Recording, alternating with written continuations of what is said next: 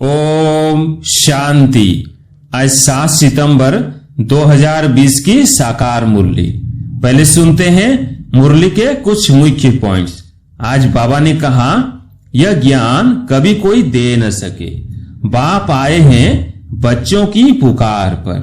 यह भी किसको पता नहीं है कि यह पुरुषोत्तम संगम युग है।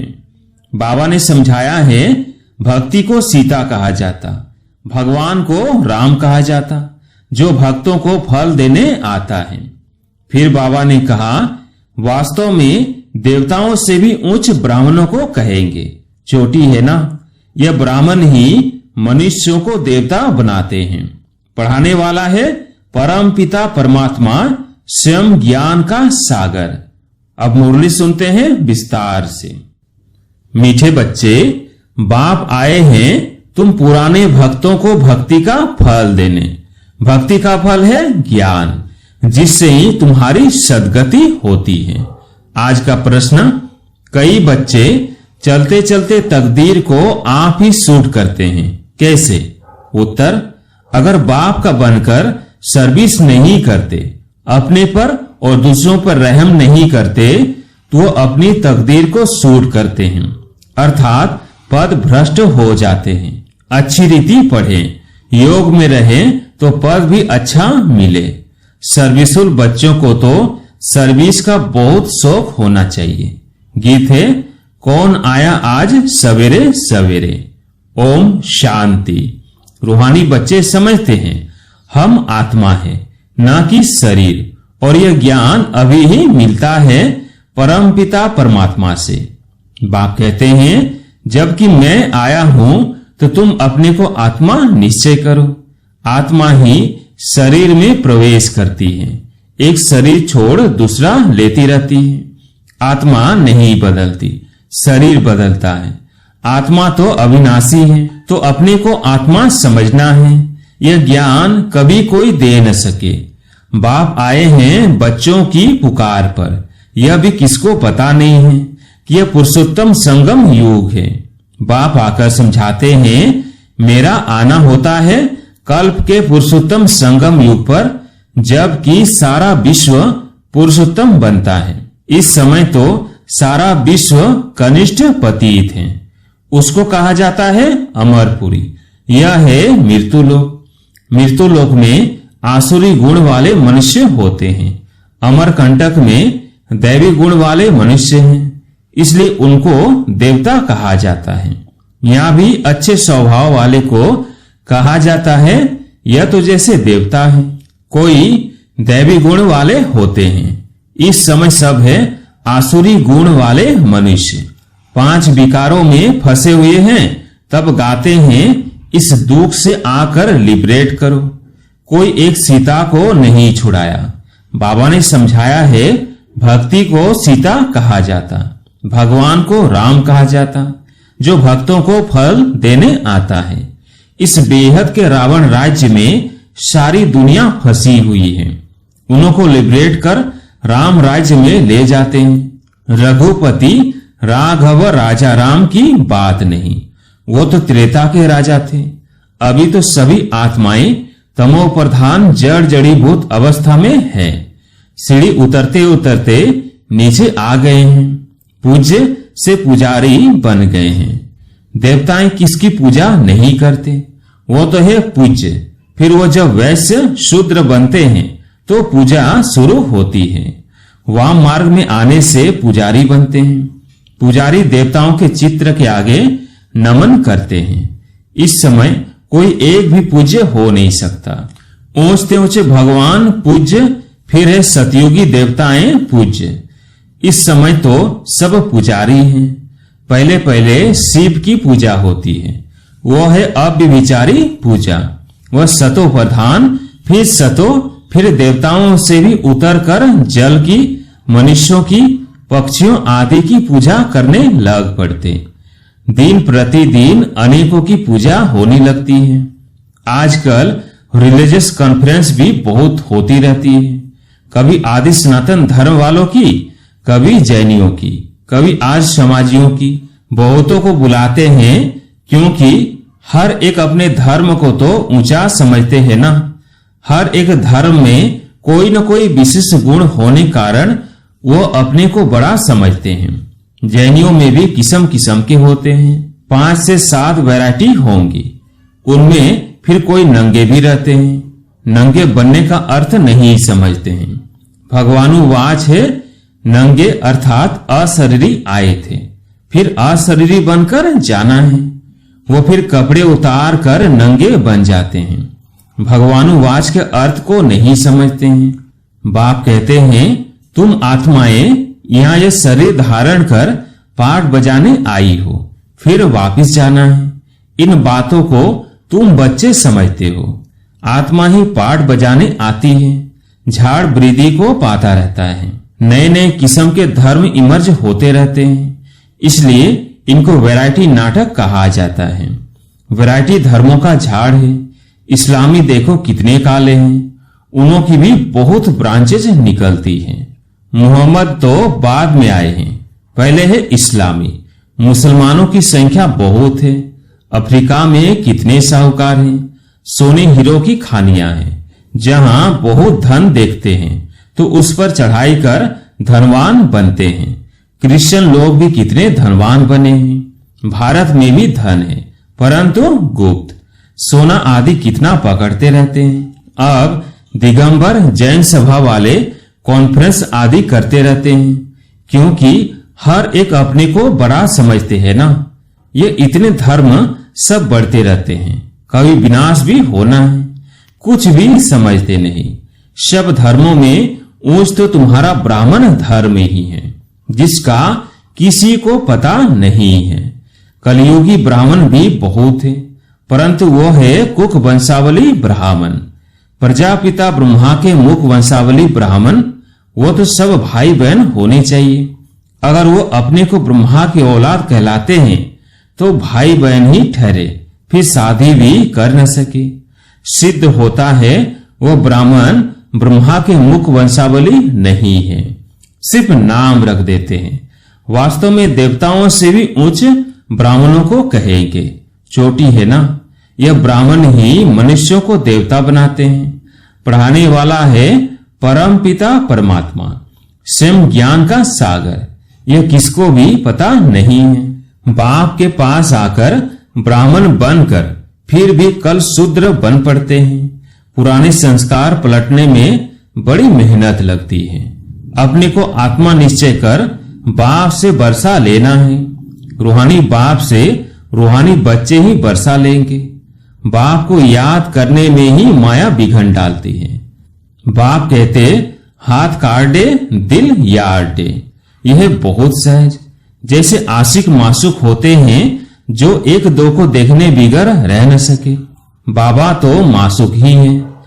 आशिक सब बच्चे हैं जो बाप को याद करते रहते हैं।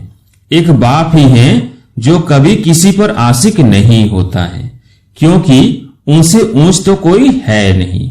बाकी हाँ, बच्चों की महिमा करते हैं। तुम भक्ति मार्ग से लेकर मुझ मासूक के सब आशिक हो। बुलाते भी हो कि आकर दुख से लिबरेट कर पावन बनाओ। तुम सब हो ब्राइड्स, मैं हूं ब्राइड ग्रूम। तुम सब आसुरी जेल में फंसे हुए हो, मैं आकर छुड़ाता हूं। यहाँ मेहनत बहुत है। क्रिमिनल आई धोखा देती है, सिविल आई बनने में मेहनत लगती है। देवताओं के कितने अच्छे कैरेक्टर्स हैं। अब ऐसा देवता बनाने वाला जरूर चाहिए ना। कॉन्फ्रेंस में टॉपिक रखी है मानव जीवन में धर्म की आवश्यकता। ड्रामा को न जानने कारण मुझे हुए हैं, तुम्हारे सिवाय कोई समझा न सके। क्रिश्चियन अथवा बौद्ध आदि को यह थोड़ी ही मालूम है कि क्राइस्ट बौद्ध आदि फिर कब आएंगे। तुम झट हिसाब किताब बता सकते हो, तो समझाना चाहिए धर्म की तो आवश्यकता है ना। पहले पहले कौन सा धर्म था, फिर कौन से धर्म आए हैं। अपने धर्म वाले भी पूरा समझते नहीं है। योग नहीं लगाते, योग बिगर ताकत नहीं आती, जौहर नहीं भरता। बाप को ही ऑल माइटी ऑथोरिटी कहा जाता है। तुम कितना ऑल माइटी बनते हो, विश्व के मालिक बन जाते हो। तुम्हारे राज्य को कोई छीन न सके। उस समय और कोई खंड होते नहीं। अभी तो कितने खंड है। यह सृष्टि चक्र कैसे फिरता है? 5000 वर्ष का यह चक्र है। बाकी सृष्टि लंबी कितनी है वो थोड़ी माप कर सकते। धरती को करके माप कर सकते हैं, सागर का कर न सके। आकाश और सागर का अंत कोई पा न सके। तो समझाना है धर्म की आवश्यकता क्यों है। सारा चक्र बनाई है धर्मों पर। यह है ही वैरायटी धर्मों का झाड़। यह झाड़ है अंधों के आगे आईना। तुम अभी बाहर सर्विस पर निकलते हो, आहिस्ते आहिस्ते तुम्हारी वृद्धि होती जाती है। तूफान लगने से बहुत पत्ते गिरते भी है ना, और धर्मों में तूफान लगने की बात नहीं रहती। उनको तो ऊपर से आना ही है। यह तुम्हारी स्थापना बड़ी वंडरफुल है। पहले पहले वाले भगत जो हैं उनको ही आकर भगवान को फल देना है, अपने घर ले जाने का। बुलाते भी है, हम आत्माओं को अपने घर ले जाओ। यह किसको पता नहीं है कि बाप स्वर्ग का भी राज्य भाग्य देते हैं। सन्यासी लोग तो सुख को मानते ही नहीं, वो चाहते हैं मोक्ष को। मोक्ष को वर्षा नहीं कहा जाता। खुद शिव बाबा को भी पाठ बजाना पड़ता है, तो फिर किसको मोक्ष में कैसे रख सकते? तुम ब्रह्म कुमार कुमारियां अपने धर्म को और सबके धर्म को जानते हो। तुमको तरस पड़ना चाहिए, चक्र का राज समझाना चाहिए। बोलो तुम्हारे धर्म स्थापक फिर अपने समय पर आएंगे। समझाने वाला भी होशियार चाहिए। तुम समझा सकते हो कि हर एक को सतो प्रधान से सतो रजो तमो में आना ही है। अभी है रावण राज्य, तुम्हारी है सच्ची गीता जो बाप सुनाते हैं। भगवान निराकार को ही कहा जाता है। आत्मा निराकार गॉड फादर को बुलाती है। वहां तुम आत्माएं रहती हो। तुमको परमात्मा थोड़ी कहेंगे। परमात्मा तो एक ही है, ऊंच ते ऊंच भगवान। फिर सब है आत्मा बच्चे। सर्व का सदगति दाता एक है। फिर है देवताएं, उनमें भी नंबर 1 है कृष्ण, क्योंकि आत्मा और शरीर दोनों पवित्र हैं। तुम हो संगम योगी, तुम्हारा जीवन अमूल्य है, देवताओं का नहीं। ब्राह्मणों का अमूल्य जीवन है। बाप तुमको बच्चा बनाए, फिर तुम्हारे पर कितनी मेहनत करते हैं। देवताएं थोड़ी इतनी मेहनत करेंगे। वो पढ़ाने लिए बच्चों को स्कूल भेज देंगे। यहाँ बाप बैठ तुमको पढ़ाते हैं। वो बाप टीचर गुरु तीनों हैं, तो कितना रिगार्ड होना चाहिए। सर्विसुल बच्चों को सर्विस का बहुत शौक होना चाहिए। बहुत थोड़े हैं जो अच्छे होशियार हैं, तो सर्विस में लगे हुए हैं। हैंड्स तो चाहिए ना। लड़ाई के मैदान में जाने के लिए जिनको सिखलाते हैं उनको नौकरी आदि सब छुड़ा देते हैं। उन्हों के पास लिस्ट रहती है। फिर मिलिट्री को रिफ्यूज कर न सके कि हम मैदान पर नहीं जाएंगे। ड्रिल सिखलाते हैं कि जरूरत पर बुला लेंगे। रिफ्यूज करने वाले पर केस चलाते हैं। यहाँ तो वो बात नहीं है। या फिर जो अच्छी रीति सर्विस नहीं करते हैं तो पद भ्रष्ट हो जाता है। सर्विस नहीं करते गोया आप ही अपने को सूट करते हैं, पद भ्रष्ट हो जाता है। अपनी तकदीर को सूट कर देते हैं। अच्छी रीति पढ़ें, योग में रहें तो अच्छा पद मिले। अपने पर रहम करना होता है। अपने पर करे तो दूसरे पर भी करे। बाप हर प्रकार की समझानी देते रहते हैं। यह दुनिया का नाटक कैसे चलता है, तो राजधानी भी स्थापन होती है। इन बातों को दुनिया नहीं जानती। अब निमंत्रण तो मिलते हैं। 5 से 10 मिनट में क्या समझा सकेंगे? 1-2 घंटा दे तो समझा भी सकेंगे। ड्रामा को तो बिल्कुल जानते नहीं। पॉइंट्स अच्छी अच्छी जहां तहां लिख देनी चाहिए, परंतु बच्चे भूल जाते हैं। बाप क्रिएटर भी हैं। तुम बच्चों को क्रिएट करते हैं, अपना बनाया है। डायरेक्टर बन डायरेक्शन भी देते हैं, सीमत देते और फिर एक्ट भी करते हैं, ज्ञान सुनाते हैं। यह भी उनकी ऊंच ऊंच एक्ट है ना। ड्रामा के क्रिएटर, डायरेक्टर और मुख्य एक्टर को न जाना तो क्या ठहरा? अच्छा, मीठे मीठे सिकिंधे बच्चों प्रति माता पिता बाप दादा का याद प्यार और गुड मॉर्निंग। रूहानी बाप की रूहानी बच्चों को नमस्ते। हम रूहानी बच्चों की रूहानी बाप दादा को याद प्यार गुड मॉर्निंग नमस्ते नमस्ते। धारणा के लिए मुख्य सार। पहला, इस अमूल्य जीवन में पढ़ाने वाले टीचर को बहुत बहुत रिगार्ड रखना है। पढ़ाई में अच्छा होशियार बन सर्विस में लगना है। अपने ऊपर आप ही रहम करना है।